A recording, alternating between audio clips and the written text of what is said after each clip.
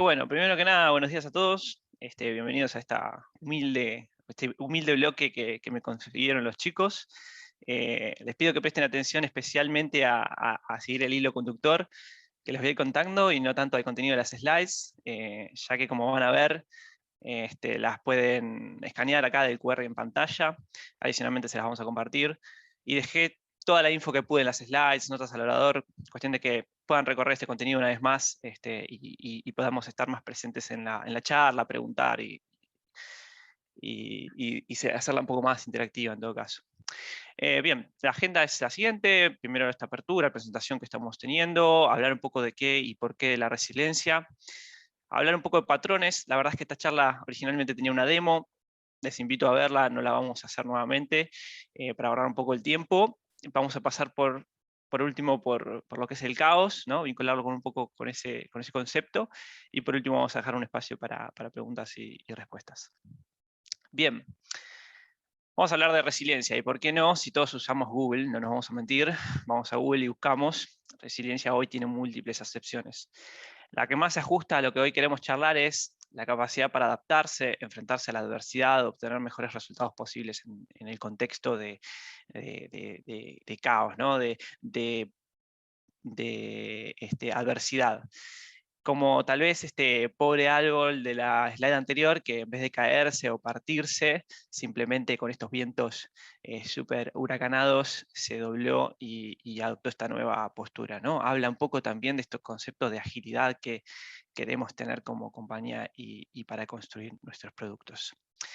Pero bueno, si nos vamos un poquito más técnicos, si nos vamos a la rama de la ingeniería, el autor de este paper que tenemos en pantalla lo define como la medida de la capacidad de un sistema para perseverar o superar una falla importante en una parte crítica del sistema. O sea, no tendría sentido que sea una falla menor o que el sistema fuese una parte no crítica del sistema, no algo que nos permita seguir operando, sino la capacidad de seguir funcionando a pesar de ser golpeados donde más nos duele.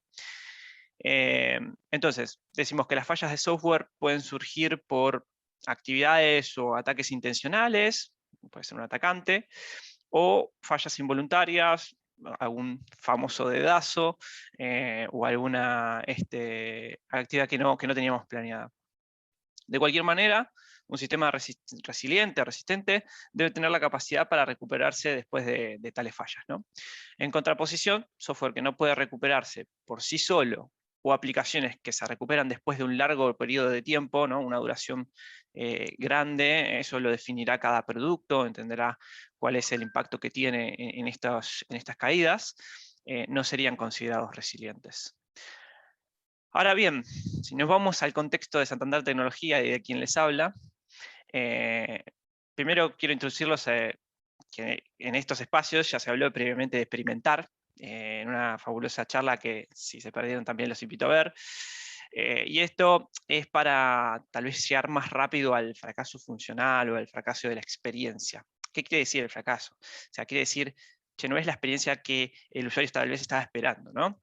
Entonces, les damos una muestra de lo que estamos pensando que quiere el usuario, y gracias a las métricas que podemos levantar de esas experiencias en el plano de lo real, tenemos la posibilidad de entender si estamos yendo por el camino indicado o no. Esta práctica nos hace perder menos tiempo, menos recursos y por consecuencia menos dinero en el proceso. ¿Por qué? Porque damos una versión súper escueta, rápida, o tal vez hasta una falsa puerta a algo que realmente no hemos implementado, pero nos permite entender cuál es la intencionalidad del usuario. Esta forma de trabajar puede relacionarse en el mundo IT con el fallo rápidamente o fail fast, que lo que nos permite de la misma manera es, si sabemos que estamos fallando, fallar de manera rápida y hacer algo al respecto con eso, ¿no? Que es un poco de lo que estamos charlando, de ser resilientes, ¿no? O sea, poder abrazar ese problema y hacer algo al respecto. Bien, una vez que estamos seguros, ¿no?, de que lo que tenemos o lo que estamos construyendo es lo que el usuario quiere, de que estamos aportando valor y de que nuestro producto tiene una demanda significativa, de que la experiencia es buena, ¿de qué deberíamos asegurarnos? Bueno, pues claro, deberíamos asegurarnos de que el usuario tenga disponibles aquellas funcionalidades que tanto disfruta. Esto no solo nos va a permitir estar operativos, produciendo, lo que nosotros llamamos disponibilidad, availability o uptime, sino que también habla de la imagen que nuestros usuarios tienen de nosotros y de nuestra marca, ¿no? O sea, de nosotros como un equipo de tecnología, de nosotros como una plataforma que les resuelve los problemas en el día a día. Así que bien, para lograr de alguna manera esta disponibilidad de la que estamos hablando, tenemos desde nuestro lado, desde tecnología, de los equipos de delivery, distintas estrategias que podemos aplicar. Digamos, en el mundo del tráfico, sabemos que los accidentes pueden ser pueden tener un impacto realmente significativo, ¿no? A veces hasta fatales, y que una vez que el accidente ocurre, hay poco que podemos hacer, pero la realidad es que hay mucho que podemos hacer para no llegar a ese accidente, ¿no? Para esto, de alguna manera quise traer una comparativa entre lo que serían los patrones de resiliencia o la programación defensiva, que es similar a la conducción defensiva. Aquel que está al volante del código, cada uno de nosotros al desarrollar, debe mantener ciertas prácticas para evitar el desastre, sabiendo que uno está en control únicamente del código que mantiene y no de todas las dependencias o el resto del tráfico o conductores en el caso de la conducción, ¿no? Entonces, para esto tenemos la posibilidad de escribir nuestro código con distintos patrones de resiliencia que les quiero presentar y de alguna manera contárselos muy en criollo para no solo poder hacer entrar la charla en 25 minutos, que fue un desafío grande para mí, sino que además también tener la posibilidad de que todos entendamos el lenguaje criollo, ¿no? Van a ver que en estas slides hay una pared de texto. Acá es donde les pedí mucha concentración en lo que les voy a contar.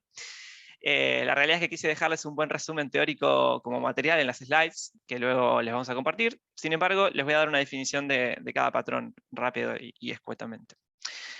Bien, primero los pools de conexión o connection pools, como ven en pantalla, permiten dar un límite finito a la cantidad de hilos o threads que levantamos para consumir un determinado servicio. Por ejemplo, bases de datos, consultar ficheros u otros servicios por red. Cosas que en definitiva tal vez no hace nuestro sistema o nuestra aplicación, ¿no? Donde estamos parados hoy. O sea, serían los otros vehículos, ¿no? Que están en el tránsito. Entonces lo que hacemos de alguna manera cuando vamos a pedir algo de alguien más es esperar a que nos den una respuesta. Y en ese contexto, y en el contexto de la programación multihilo, lo que hacemos es lanzar un hilo y esperar una respuesta. Lo que hacemos en este caso es permitir hacer múltiples peticiones al mismo tiempo, pero no dar rienda suelta a que esa acción, esa petición que estamos generando, en definitiva, agote nuestros recursos, ¿no? Porque sabemos que los recursos finitos que tenemos en una máquina, en definitiva, son uso de CPU, memoria y también el manejo de hilos. Por otro lado, tenemos el patrón de timeout. O sea, como dijimos anteriormente, cuando vamos a hacer una petición, esperamos algo. Este patrón lo que nos permite es definir cuánto tiempo queremos esperar para la respuesta a un servicio solicitado, ya que después de cierto tiempo una respuesta válida sería tal vez poco probable. Por ejemplo, si yo voy a preguntarle a alguien cómo está y me contesta luego de 3 días, probablemente no sea tan válida la respuesta a la pregunta en el contexto de que yo la hice. Probablemente hace 3 días la respuesta hubiese sido distinta. Entonces, digamos, este es lo mismo que, bueno, el ejemplo que doy en la slide, ¿no? ¿Cuánto tiempo espero para que me atiendan el teléfono? O sea, en algún momento hacíamos llamadas telefónicas y si recuerdan era el tono de llamada y bueno, cada uno definía en su mente cuánto estaba dispuesto a esperar para que lo atiendan, ¿no? Si 1, 3 tonos, 5 tonos o si se quedaba esperando eternamente. Otro patrón muy sencillo de interpretar es el de retries o reintentos, ¿no? Este patrón se basa en la idea de que muchas fallas son transitorias y que se pueden autocorregir. Después de un corto periodo de tiempo, es volver a intentar hacer la acción que hicimos inicialmente.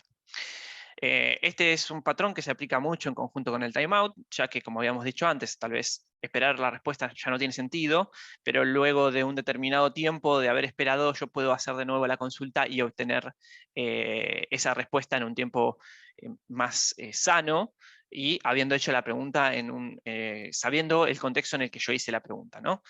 Para esto se definen distintas estrategias. Puedes esperar intervalos de tiempo incrementales o regulares, o el mismo intervalo de tiempo entre intento e intento. Luego hay formas de hacerlo de manera con una fórmula exponencial para esperar cada vez más tiempo entre intento e intento. Podemos reintentar inmediatamente o podemos simplemente hacerlo de manera aleatoria. Este patrón particularmente es muy sencillo de entender, sin embargo tiene un warning importante, y es que esta práctica requiere entender si la llamada, la petición o la acción que estoy intentando hacer en un servicio externo, en otro sistema, es o tiene, digamos, un efecto de lado, ¿no? Por lo general, este tipo de patrón se aplica a operaciones de tipo idempotentes o sin efecto de lado, y apoyándonos en el mundo web, en el que por lo general estamos trabajando, apoyándonos en el estándar HTTP, ¿no? En el protocolo HTTP, tenemos los siguientes métodos, get, head, put and delete, que son todos verbos que son idempotentes, ¿sí? Son acciones idempotentes o deberían estar diseñados de manera tal que sean idempotentes. Y este es un punto interesante también para tocar a la hora de definir una API REST, ¿no? De esta manera, en teoría, si está bien diseñado el endpoint, aquellos endpoints que utilizan esta acción o este verbo podrían ser candidatos a resolver alguna cuestión de resiliencia a través del uso de este patrón, ¿no? De los reintentos. Avanzando, si bien fuimos hablando de varias cosas que podemos hacer cuando las cosas fallan, la verdad es que las cosas pueden seguir fallando. Podemos seguir reintentando 3, 4, 5 veces, las veces que tenga sentido intentar nuevamente, y eso puede seguir fallando. Lo que permite el patrón de fallback es, de alguna manera, planear qué vamos a hacer cuando eso suceda, ¿no? ¿Qué vamos a hacer cuando siempre esté fallando la cosa? O sea, nuestro primer camino principal que nos decía, bueno, hagamos esto de esta siguiente manera, no hay forma de que funcione.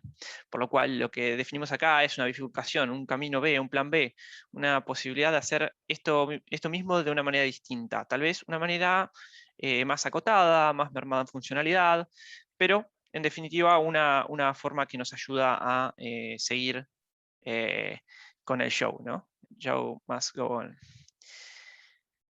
Por otro lado, tenemos patrones ya más, incluso más técnicos, aún más técnicos, como los rate limits y las cuotas, ¿no? Esto lo que nos permite, de alguna manera, es definir nuestro sistema de manera tal de no llegar a una degradación de servicio, ¿sí?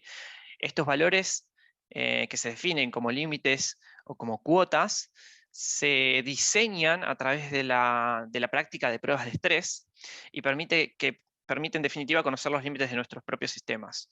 Dígase, por ejemplo, ¿cuántos cafés puedo servir? Bueno, hago una prueba de estrés, intento servir la mayor cantidad de cafés que pueda sin derramar los cafés. Una vez que entiendo cuál es mi límite, lo que hago es definir cuántas mesas voy a atender. Si no atiendo más mesas de las que soy capaz de atender, entonces no voy a terminar dando un servicio malo.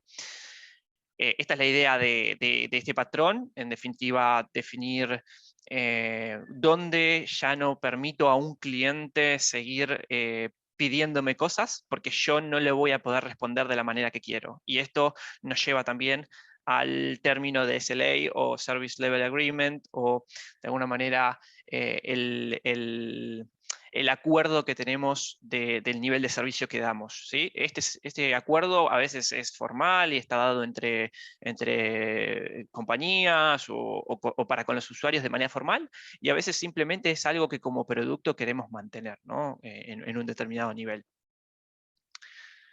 Bien. Bien, llegamos al patrón Circuit Breaker. Acá es, a ver, cuando llegamos a un sistema realmente degradado, y acá es donde vamos a recordar un poco cuando arrancamos la charla, fallar rápido es en muchos casos mejor que hacer esperar a los usuarios. ¿Qué quiero decir? Si yo ya sé que voy a fallar, a veces es mejor informar esa falla rápidamente y que el usuario pueda seguir operando en lo que no falla, ¿no?, del sistema. Si de alguna manera nosotros somos resilientes y tenemos sistemas que permiten seguir operando a pesar de que ciertas partes o ciertos componentes del sistema estén fallando, muchas veces una funcionalidad mermada o parcial es mejor que no tener ninguna funcionalidad. Esto se ve claro en algunas empresas de producto como tal vez Netflix o Spotify, que permiten seguir disfrutando del contenido que pagamos, en definitiva, tal vez sin algunas facilidades que nos entregan, ¿no? Entonces, por ejemplo, tal vez podemos seguir reproduciendo música en Spotify a pesar de que no podemos diseñar una playlist nueva, pero sí podemos ir, recorrer las playlists, encontrar alguna que tengamos en nuestra biblioteca y escucharla. Esto es lo mismo, o sea, si sabemos que en un dashboard o en una página hay algún servicio que no está funcionando correctamente, es mejor no mostrarlo o avisar que estamos indisponibles rápidamente y poder permitir que el resto de la experiencia sea buena. La idea de este patrón es generar llaves, ¿no? Es generar, de alguna manera, entender cuál es el circuito de nuestro sistema, de manera que podamos levantar interruptores o abrir el circuito y que de alguna manera no sigamos yendo a un servicio que está degradado y contiene de alguna manera algo que se llama back pressure, que en la charla original explicamos, los invito a recorrerla, incluso en las slides van a tener el contenido, pero que en este caso omitimos. En definitiva, lo que se hace es detener el flujo hacia un componente cuando hay un mal funcionamiento que es detectado en ese componente. Es lo mismo que sucede en un componente electrónico, que en definitiva cuando tiene una pieza de ese sistema está en cortocircuito, se abre la línea y no sigue circulando corriente para ese componente. Lo que hay que tener en cuenta en este patrón es que es un patrón complejo, es difícil de configurar, no puede ser tomado a la ligera, y que adicionalmente, por tener que estar analizando constantemente cuál es el impacto que hay sobre el servicio que estamos yendo a consumir, hay un overhead. Hay un extra, hay un peaje que tenemos que pagar, digamos, ¿no? Entonces hay que, en estos casos, entender si tiene sentido implementar un circuit breaker o no, como dice el tío Ben. Por último, el patrón bulkhead lo que permite es, similar a lo que hacemos con el circuit breaker, aislar recursos o componentes en pools, hablamos de nuevo de pools, de manera que si uno falla, los demás van a continuar funcionando. Es lo que hablábamos antes también, ¿no? O sea, la posibilidad de aislar ciertas funcionalidades y seguir funcionando como un sistema a pesar de que ciertos componentes o ciertas piezas no funcionen. Tal vez tendría que haber explicado este concepto antes del circuit breaker para entender que una vez que estamos aislados y que estos componentes están aislados, tenemos la posibilidad de seguir decidiendo a mandar peticiones a un determinado componente o no. Simplemente decir, bueno, si estoy fallando, entonces no voy a seguir intentándolo, al menos por un periodo de tiempo, que son todos los parámetros que se le configuran al circuit breaker. Bien. En esta slide, de alguna manera, ya cubrimos los patrones de programación defensiva que les quería comentar, y vamos a entrar de lleno en el mundo del caos. Si bien no soy un experto en física ni un gran filósofo para definir qué es el caos y la entropía, si me permiten, lo que voy a hacer es abusar del lenguaje y usarlo en nuestra conveniencia. Les pido que si hay algún físico que no se enoje y que me explique un poco más, pero la entropía, según la física, es una magnitud de un sistema termodinámico en equilibrio que mide el número de microestados compatibles con el macroestado de equilibrio. O en criollo, la medida de desorden molecular dentro de un sistema. Desorden molecular. Buenísimo. Se expone que es más probable el desorden que el orden, siendo que el primero se da naturalmente y que requiere de un esfuerzo o un mayor consumo de energía para alcanzar este último en un sistema. Ahora, si lo hablamos un poquito en castellano, Si hacemos de cuenta que esta es mi habitación el lunes a las 12 horas, después de un domingo extenuante de intensa limpieza, bueno, no sé ustedes, pero en mi caso, para el martes o el miércoles ya se ve algo así. Y creo que estoy siendo generoso. Entonces, déjenme que definamos la entropía como una característica de un sistema que describe o que se describe con el siguiente fenómeno, ¿no? Organizar, ordenar, requiere de un esfuerzo. Esto baja la entropía y luego, naturalmente, la entropía vuelve a subir espontáneamente conforme pasa el tiempo, llevando al sistema a una situación de desorden. Bueno, ¿qué tiene que ver todo eso con el caos y con la resiliencia, con todo lo que venimos hablando? El caos habitualmente se refiere a lo impredecible, al desorden, a la confusión absoluta. En este contexto, en el que naturalmente tendemos al mal funcionamiento, al desorden, de forma totalmente aleatoria e impredecible, el caos, nuestra mejor herramienta, en definitiva, es la resiliencia, ¿no? Es trabajar de la manera en la que fuimos viendo en esta curiosa charla.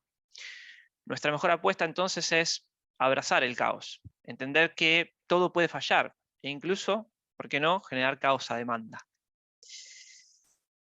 Bien, nada, acá les dejé una slide con un poco la relación entre el caos y el mono. Resulta que hay un monito famoso llamado Sun Wukong, conocido como el Rey Mono, que es el protagonista de una novela épica china. El personaje nace del caos y produce caos a lo largo de toda su vida.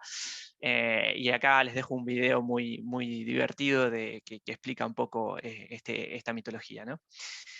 Pero si pasamos a la siguiente slide, ahora sí vamos a encontrarnos con el mono que nos interesa, que es aquel que de alguna manera nace de la ingeniería del caos. La ingeniería del caos, o Chaos Engineering, es la disciplina de experimentar en un sistema de software en producción, con la finalidad de construir confiabilidad en las capacidades del sistema, para soportar condiciones turbulentas e inesperadas, como las que enfrentaba el árbol de la primera slide.